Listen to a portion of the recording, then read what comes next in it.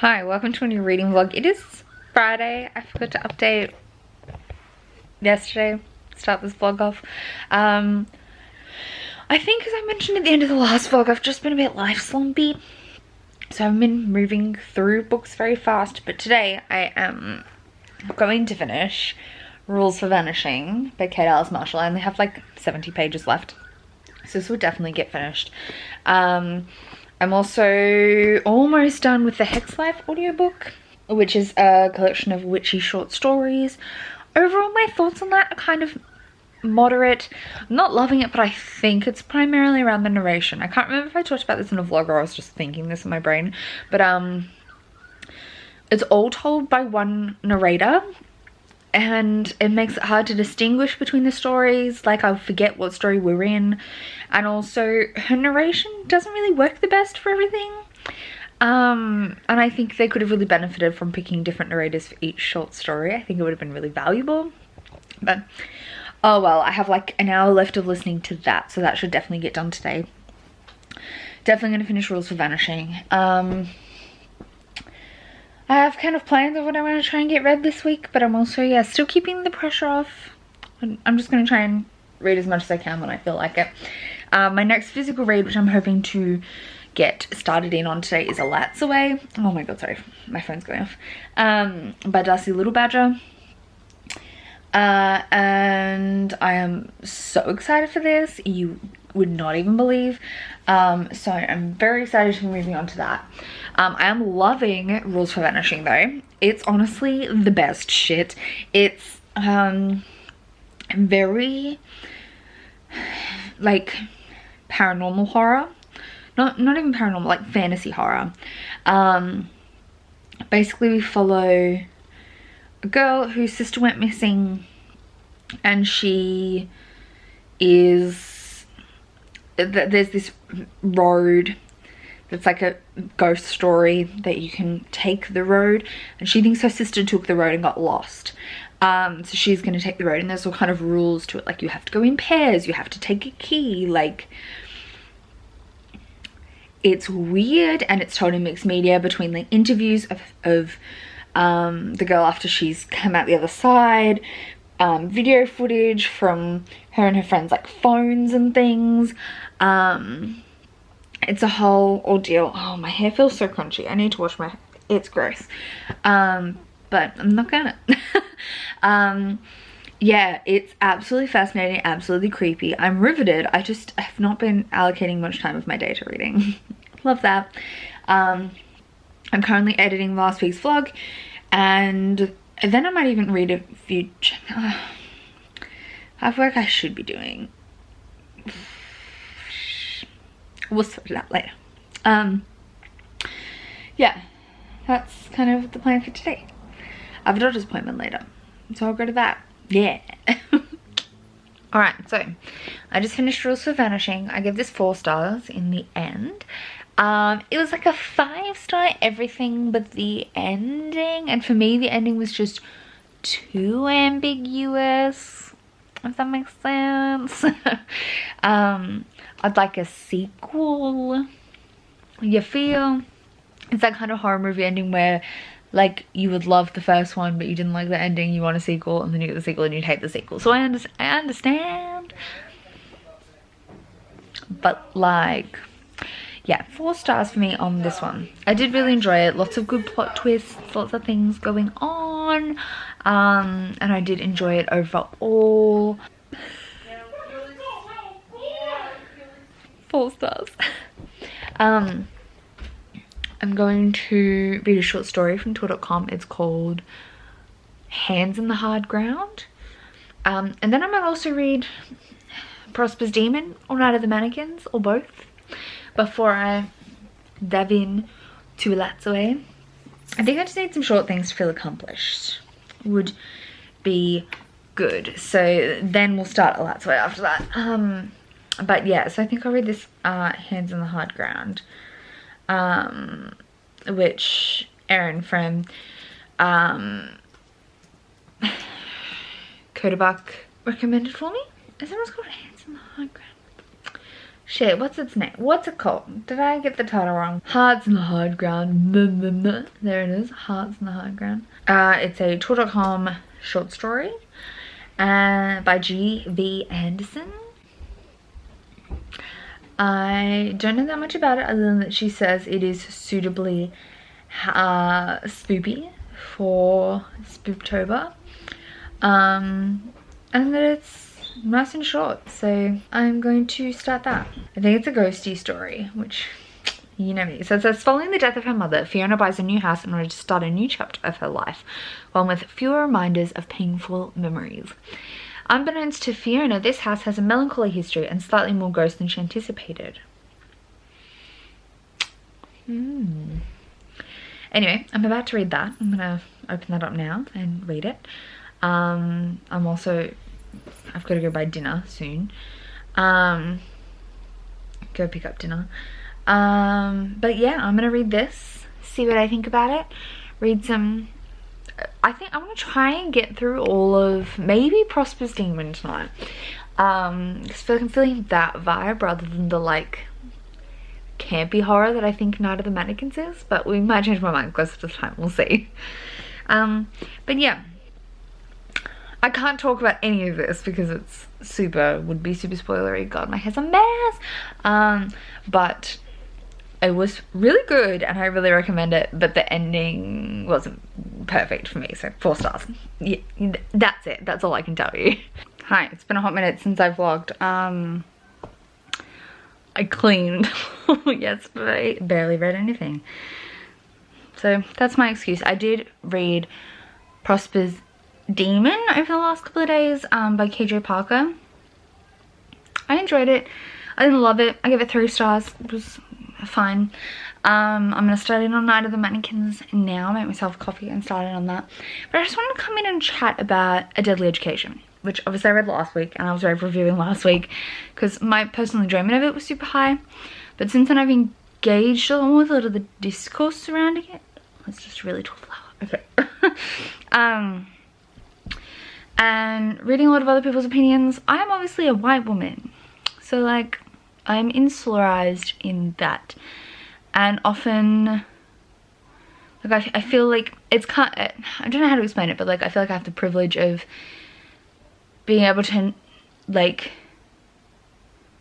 take a race hat off, like, which most people can't, because in our dominant discourse of white is the like default race, which is really hard to like break a mentality of. Not that I know I should be, but it's sometimes hard to do. Like, you have to actively think and engage, and often I don't read actively thinking and engaging that deeply, especially with subtle microaggressions, etc., which is obviously, if you've been paying any attention to the discourse, is the big problem with Deadly Education. I think there's 2 kind of layers, and I will say, this is my thoughts on this are based on engaging with PSE reviewers' comments, especially Read at Midnight's reviews. An, is that how I say your name? An? I think it's An. Though I'm very bad at tonal languages, so I might be saying that wrong, I'm sorry. Her review I thought was really well structured, and then she further expanded on it as more things came out, and her own views were adapted, which I really appreciated, and I think she did a great job. Part of the reason why I wanted to talk about this today. And she was talking in her review about how although Deadly Education is like surface level diverse, the main character is half Indian, and there's a variety of characters from across the globe. It's very surface level, which I would agree. I would not hold this book up as a diverse book whatsoever. Like, I never mentioned it as like, oh wow, a diverse read. Like, I never thought it was. I just didn't take the time to engage with like how the fact that it has surface level diversity representation, I would argue it's not representation, it's just like surface level diversity, can be harmful. I didn't even really think about that, to my discredit. And so I enjoyed the characters, plot, writing, and I did comment on the fact that I thought the world building wasn't fully fleshed out. I didn't really pin it down, like pin a key component of that down to the fact that this book interrogates class in a really interesting way regarding like the enclaves and how class plays a big role in this world. But I think the story tried to take an easy cop-out on race, and kind of did the Harry Potter thing where people are there for surface level diversity, but race isn't really a big factor in the world. They've surpassed race, but like fail to engage with how that would actually apply in any like post-colonial setting. Like, and because I wasn't reading it to think about those ideas, I didn't pick that up expressly. And I do think it just doesn't engage with race despite having a diverse cast. And even the main character, she's half Indian, but she has no connection to her Indian culture, which is explained in the plot and narrative, but feels little cop-out. And then obviously there's a range of microaggressions that have been pointed out by a bunch of reviewers, which I honestly just have the privilege not to notice. Like, I don't have the experience with them to be immediately aware of them. They're microaggressions for a reason. They fly under the radar. I'm the radar. Which I feel terrible about, but yeah, I feel like the biggest issue here is the bigger picture idea. Like, obviously microaggressions are awful. It implies bias in the author, that they were left to be there, like no one picked them up. It's a very indicator of the white industry and how the publishing industry is very white. That, like, of course white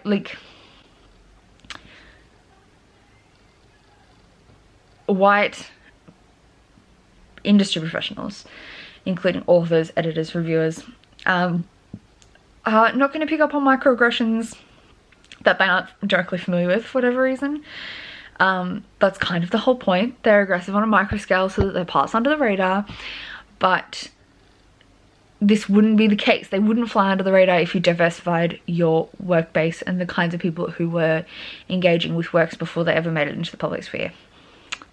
So, like, the answer here is to diversify your workforce in publishing so that things get reviewed from multiple lenses and through multiple perspectives, and things like these can get brought up, because this is a simple conversation of, hey, that's not how that works, that's a microaggression, oh my god, I'm so sorry, I didn't realize.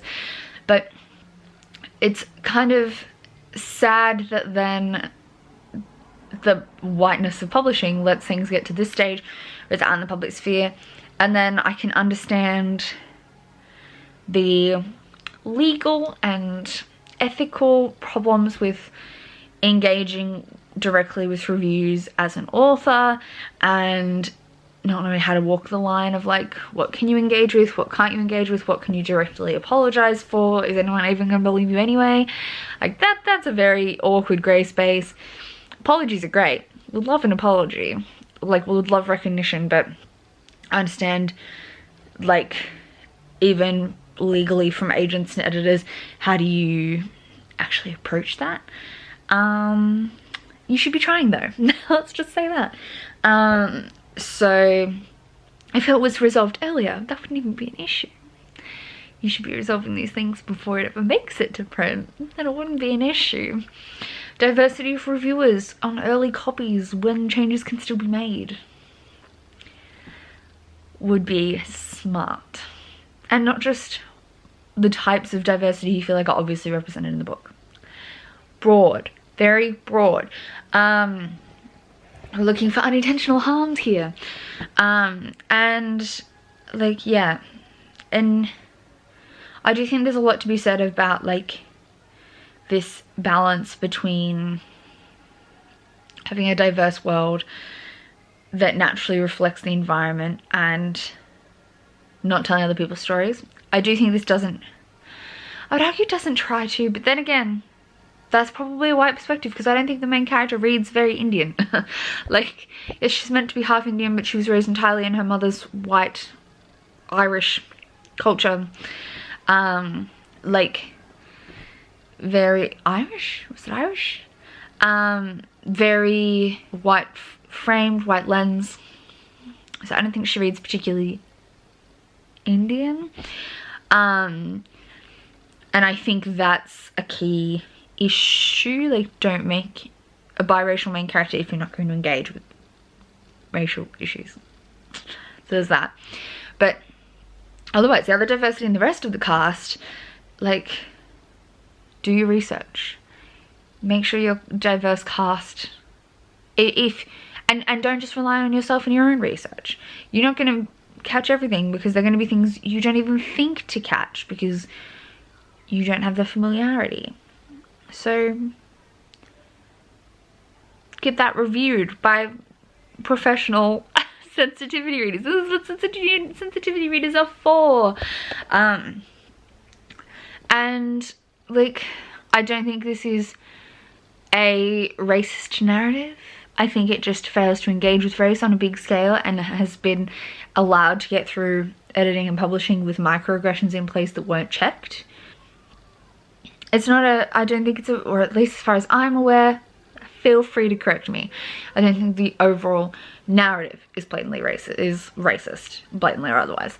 I think, so I'm like, I don't know what to do with my rating.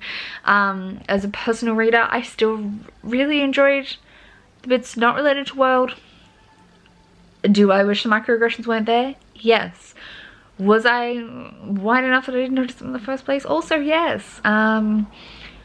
Or I think I'd like twigged at the one related to dreadlocks, but I just was like, oh, no book's perfect, one thing, and I didn't even really like remember it at time of formulating my opinion at the end.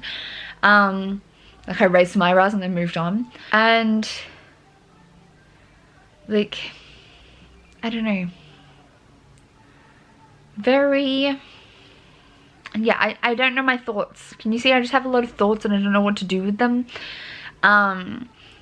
Because yeah, my overall thoughts is I still enjoyed the book, but like, I understand that other people in different situations will not have the privilege of being able to just distance the microaggressions from the text. And I definitely do think it failed to engage with race in a broader context, but it's not even really a but. It's not a but situation. Do I have the privilege of like being the dominant discourse? Yes. And so I don't know, like, my brain allows me as a white person to take race out of the narrative and not notice it's missing, is what I'm meaning to say. Like, my brain doesn't inherently notice when it's missing until it's pointed out, and then I'm like, oh yeah, boy, that was not there. And so I think it's, like, I'm bad at it because I'm bad with engaging. I don't engage with reviews very much prior to reading, but I do like to engage with reviews after reading for that kind of purpose. Because truly, like a class discussion, like, I love to see other people's perspectives, and people are definitely going to pick up on things that I didn't pick up on. And yeah, like,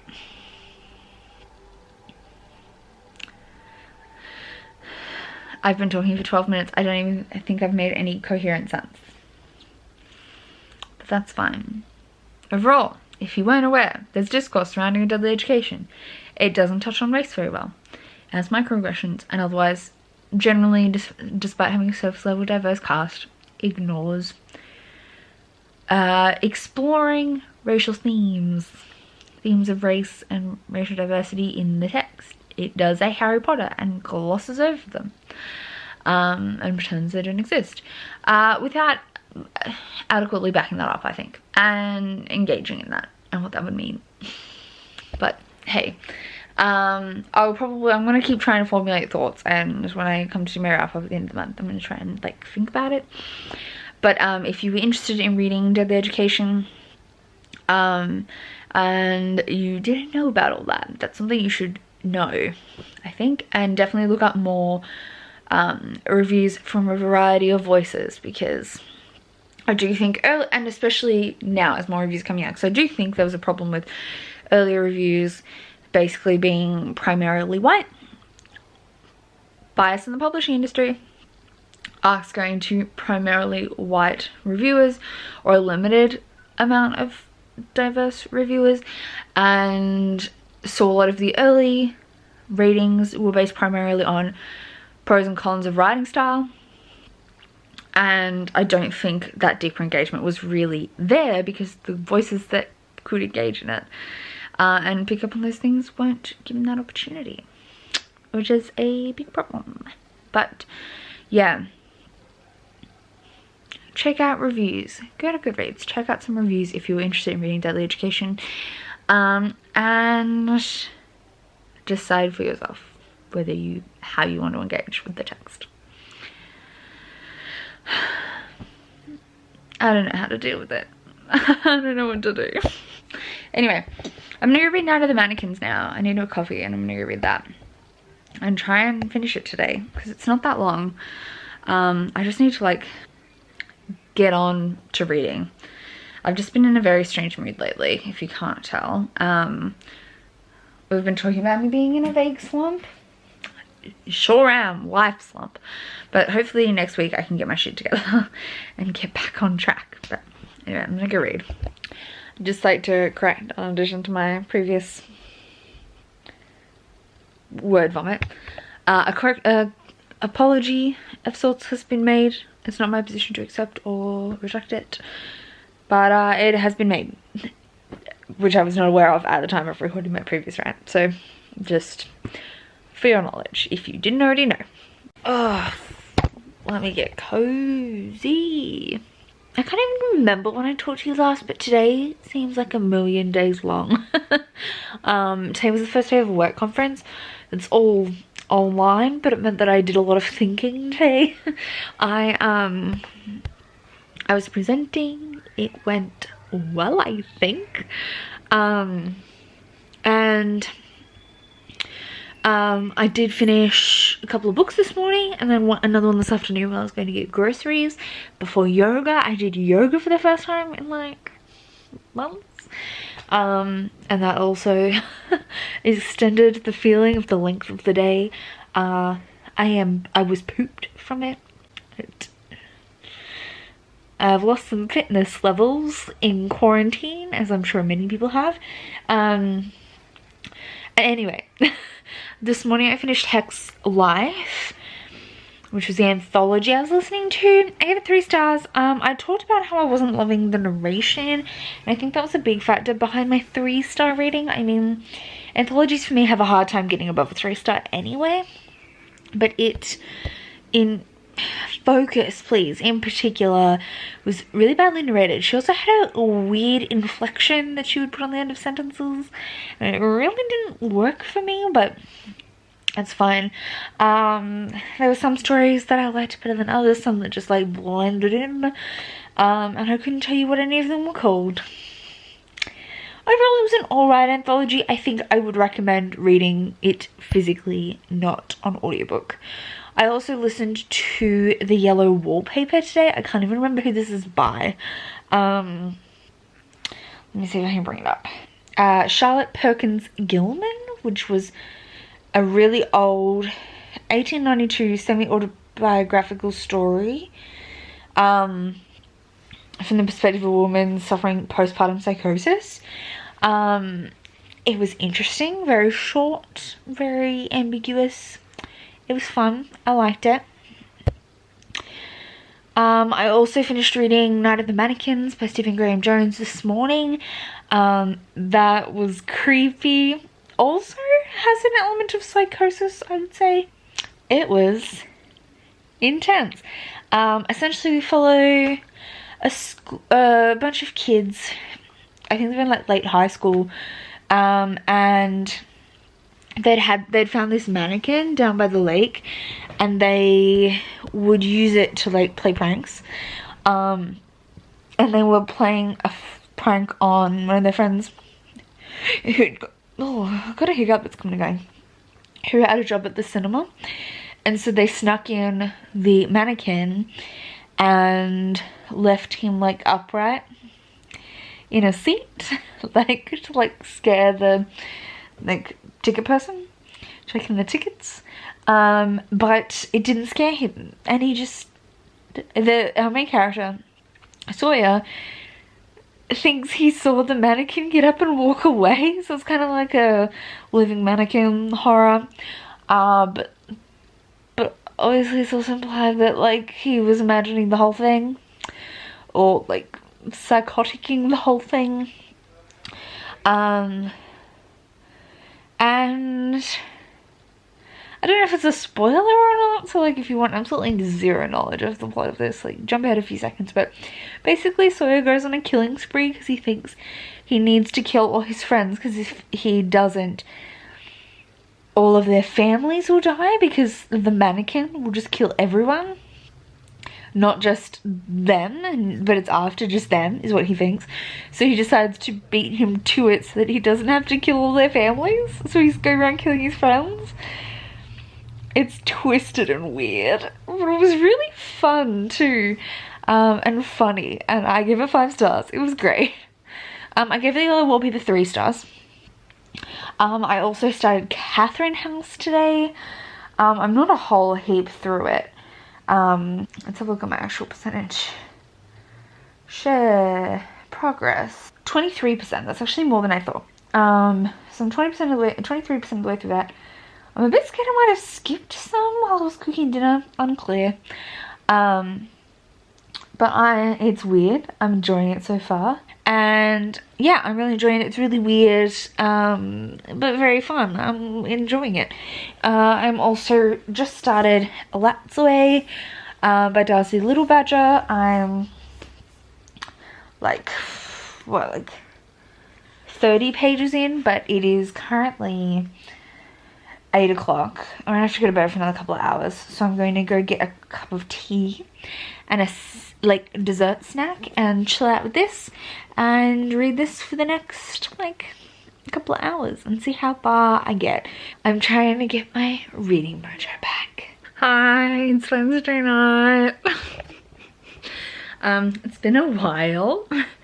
Mainly I've been doing conference stuff. I did read a bit last night of A Lat's Away. I'm now on page 208. Gonna try and finish it tonight. It's like 350 pages, so I've got another 150 to go. I'm gonna try and power through tonight to finish it. Because I'm determined and I really want to know what happens. I'm really enjoying this. It's absolutely beautiful. I would 100% recommend it. Especially seeing as this when I'm recording this, who knows when I'll upload it. Yesterday was yesterday, the day before, was America's Indigenous Peoples Day. I don't know whether that's a global thing. I don't know. Because it's not really something we celebrate here. We have our own days for Indigenous peoples, like Night Week. We have our own things.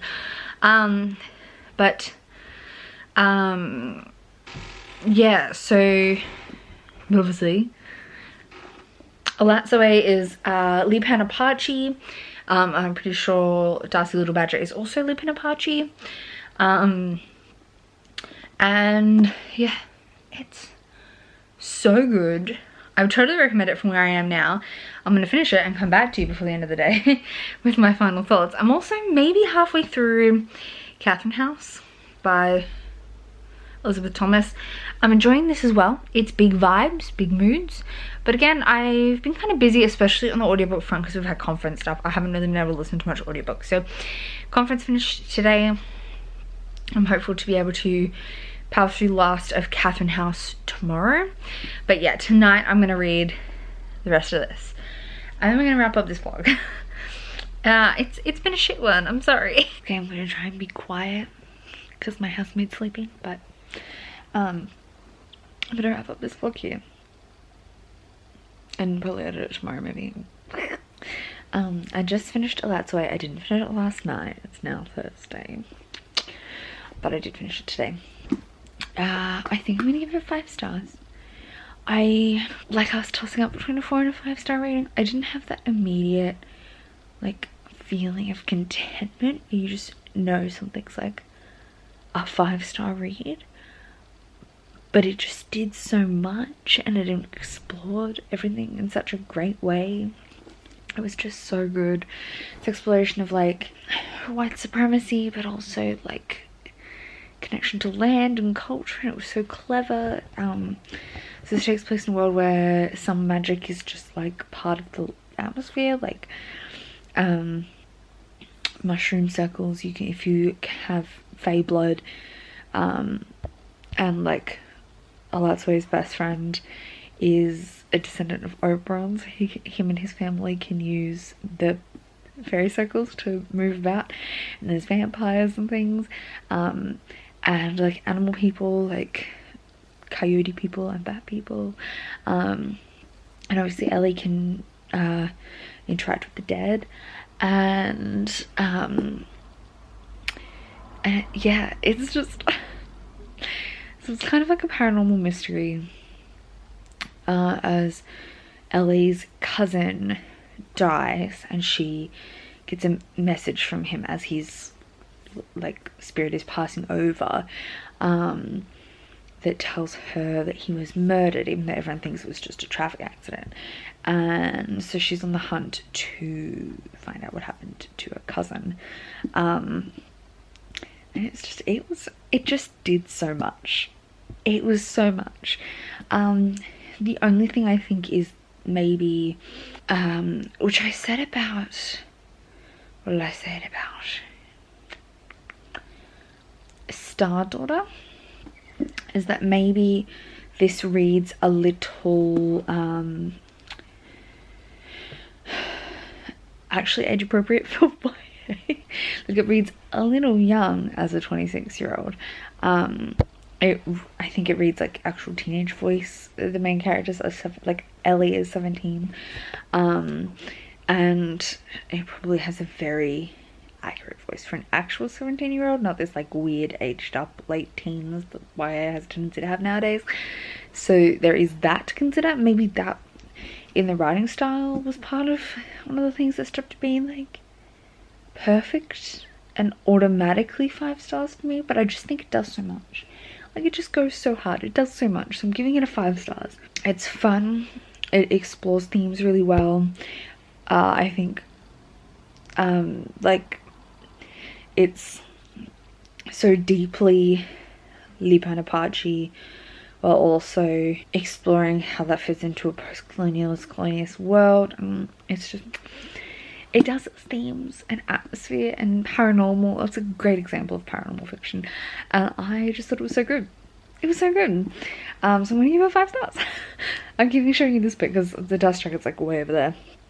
Anyway, I'm gonna wrap up this vlog here. I haven't read any of Catherine House yet today, but I'll check in with you on that, and then my next read, which is going to be The Neat Witch, tomorrow in the next vlog. So I'll see you then. Thank you so much for watching. Sorry it hasn't been too content heavy, busy, slumpy, you know, all these things. I'll see you next time with another video. Bye.